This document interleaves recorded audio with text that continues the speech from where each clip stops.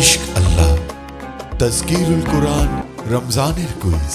আসসালামু আলাইকুম, সবাইকে মাহে রমজানের শুভেচ্ছা।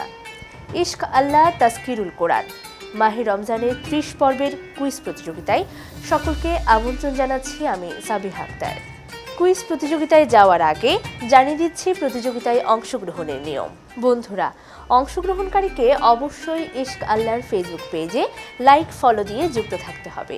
ইতিমধ্যে যদি যুক্ত না হয়ে থাকেন তাহলে যুক্ত হয়ে নিন এবং এই কুইজ পর্বটি অবশ্যই আপনার নিজস্ব আইডিতে শেয়ার করতে হবে। বন্ধুরা, সঠিক উত্তরদাতার মধ্য থেকে লটারির মাধ্যমে একজনকে বিজয়ী ঘোষণা করা হবে।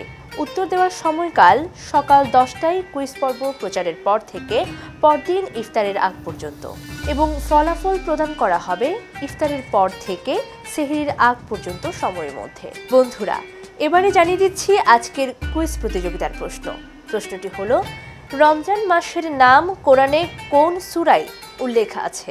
আমি আবারও বলছি, রমজান মাসের নাম কোরআনে কোন সূরায় উল্লেখ আছে?